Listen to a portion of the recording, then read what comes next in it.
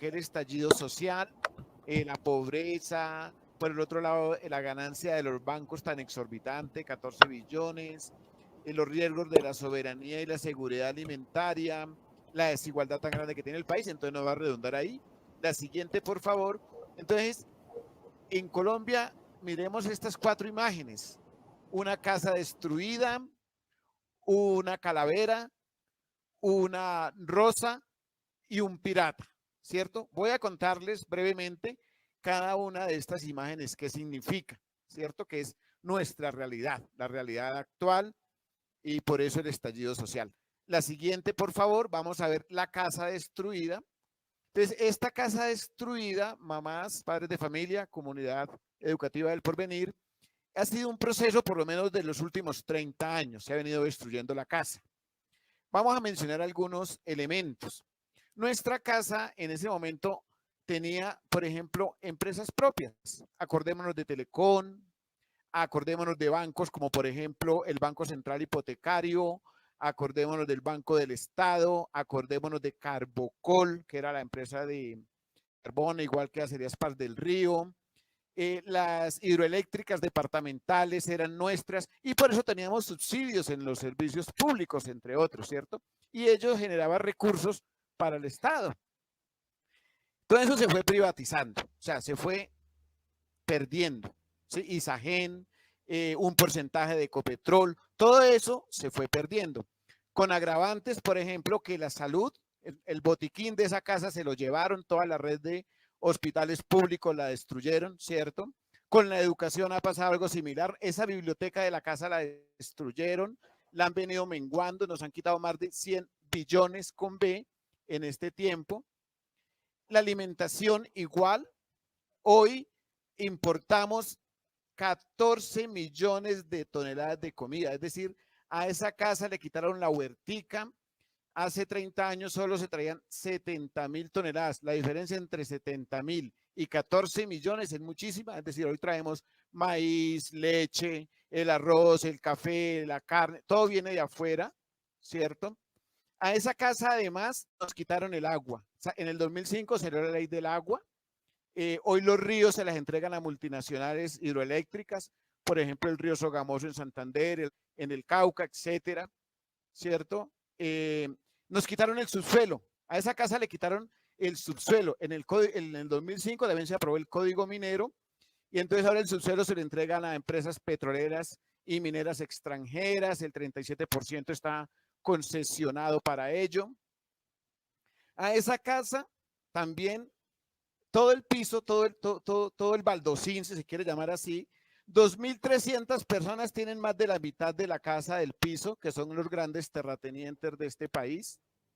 Y como si fuera poco, con un poco de ratas allá en la corrupción, 40 billones al año. Es decir, es una casa totalmente vandalizada por estas clases dirigentes del país. En 30 años nos tienen donde nos tienen. Eso en esencia, modelo privatizador, modelo neoliberal, todo el mercado, todo, la vida, el agua, los medios de vida, los derechos como la salud, la reforma, bueno, ¿qué ha pasado con la ley 100 donde estamos? Ya se mencionaban cifras de la cantidad de muertos. Vamos ahora con la siguiente imagen. Para poder implementar ese modelo, llegó a gobernar una corriente que trae muerte, o sea, privilegia las monedas en vez de la vida. Por eso vemos cantidad de asesinatos de líderes y lideresas sociales en los territorios para podernos despojar. Vemos permanentemente abusos policiales, vemos estigmatización a la protesta, vemos cómo el Poder Ejecutivo controla el Congreso, controla la justicia, controla la Procuraduría, la Contraloría, la Personería. Nos mete miedo, ¿cierto? Nos mete miedo todos los días de diferente manera. Nos estigmatizan a quienes luchamos y pensamos distinto. Es decir, es una lógica de gobernar que viene dándose en Colombia, pero también en otras partes del mundo, ¿cierto? Rico le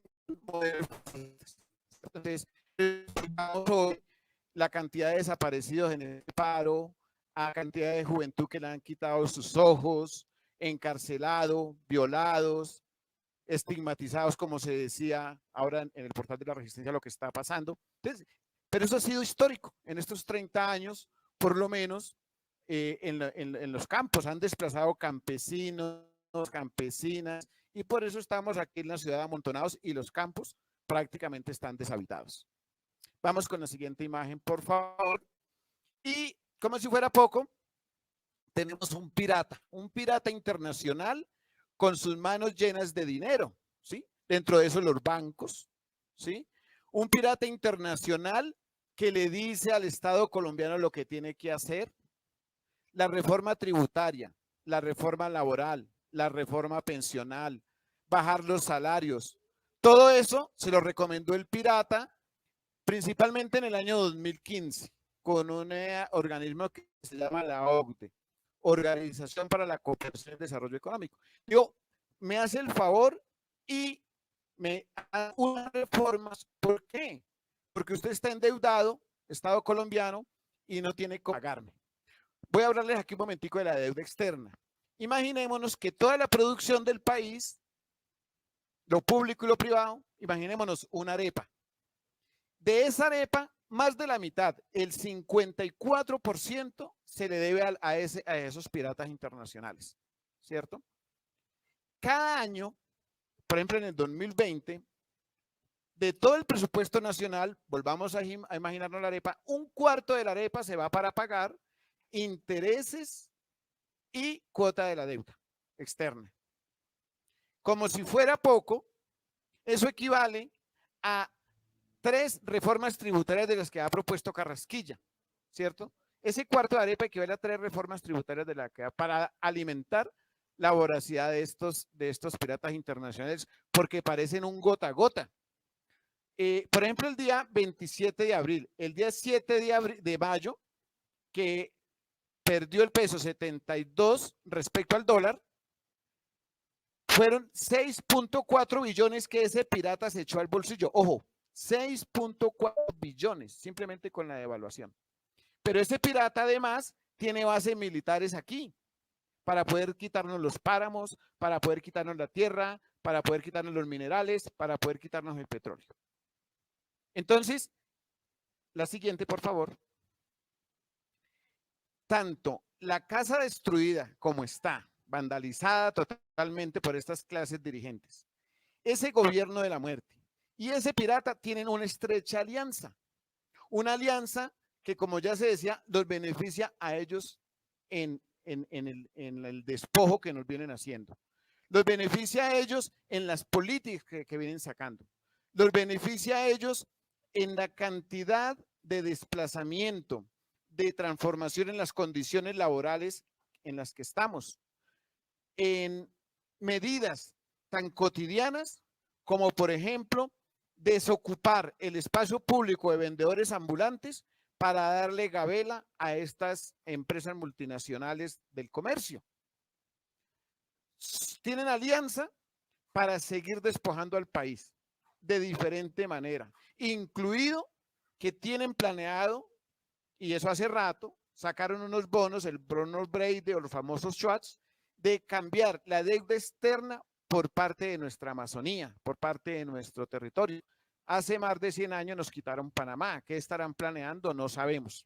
Y los gobiernos en estos 30 años han sido títeres de toda esta lógica internacional. Y ahí estamos. Entonces yo creo que es importante tener ese contexto.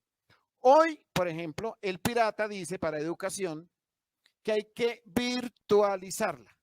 ¿Por qué?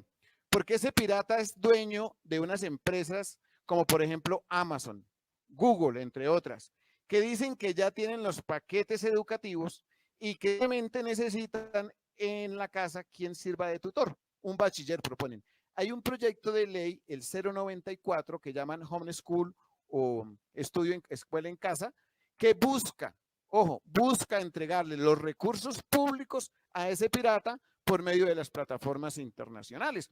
Entonces, todo eso está, o sea, están aliados. Cuando dicen, vamos a hacer reforma a la salud, es para entregarle nuestros recursos públicos de salud también a empresas de ese pirata, como cuáles, por ejemplo, Sanitas, ¿cierto?